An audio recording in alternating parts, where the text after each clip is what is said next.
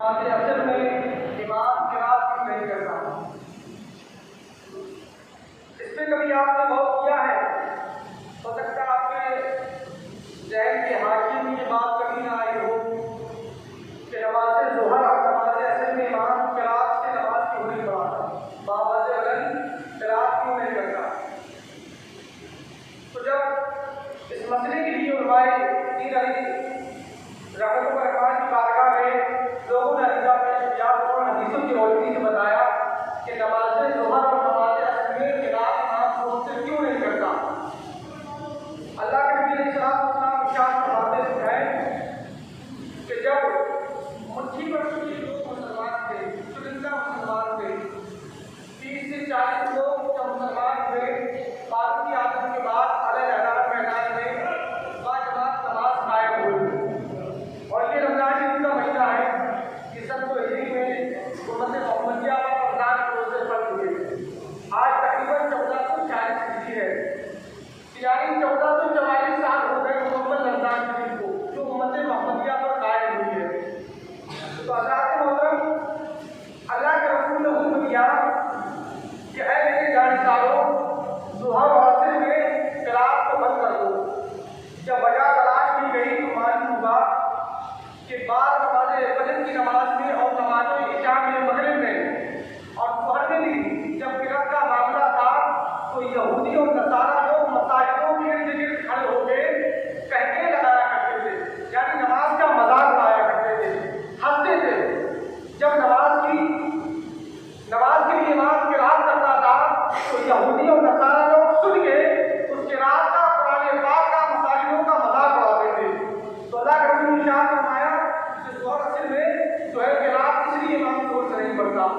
اور آپ نے یہ بھی سنا ہوگا کہ مسجد میں کہنا لگانا، ایک مسکرانا الگ ہوتا ہے، ایک ہنسنا الگ ہوتا ہے، اور ایک کہنا لگانا۔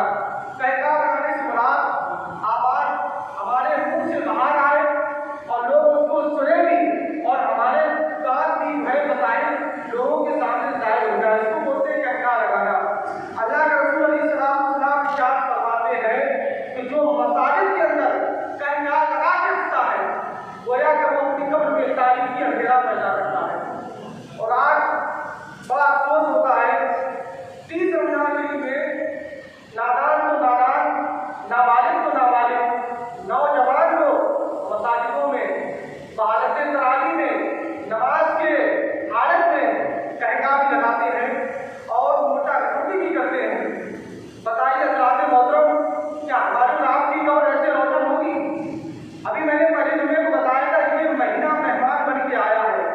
اب میں اگر آپ کے گھر پر کوئی مہمان کی حیثیت سے پہنچوں اور آپ بھی چاہیں تو کوئی تکلیف نہ ہو، اور آپ نے اپنی حیثیت کے مطابق میرا استقبال کیا کھانے سے پینے سے، اور میں آپ کے گھر سے رخصت ہوا، آپ نے اچھا استقبال کیا، تو میں لوگوں سے کیا کہوں گا، بڑے اچھے لوگ ہیں، بڑا اچھا مجھے نوازش استقبال کرتے ہیں، بڑی عزت کرتے ہیں، بڑی قدر کرتے ہیں۔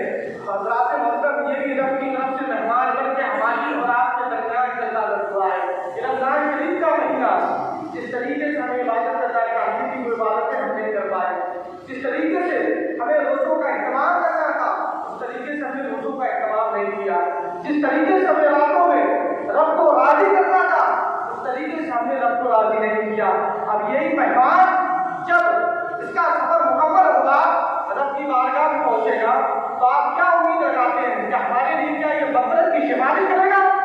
کیا یہ ہمارے لیے دعائے مغفرت کا سبب بن جائے گا؟ کیا یہ ماہ مبارک ہمارے اعمال کے مطابق ہماری تاریخی قبر میں روشنی کا سبب بن جائے گا؟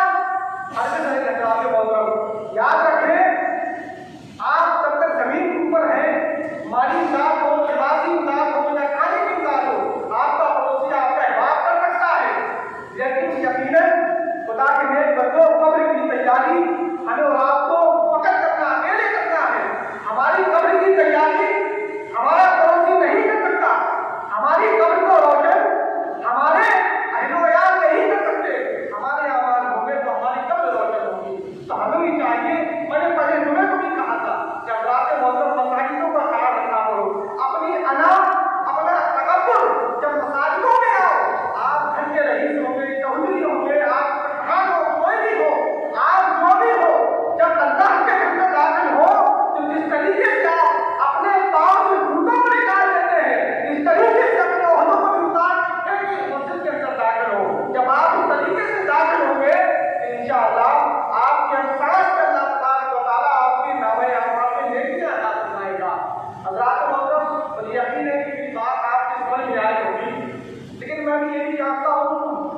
ایک شعر ہے، میں عوام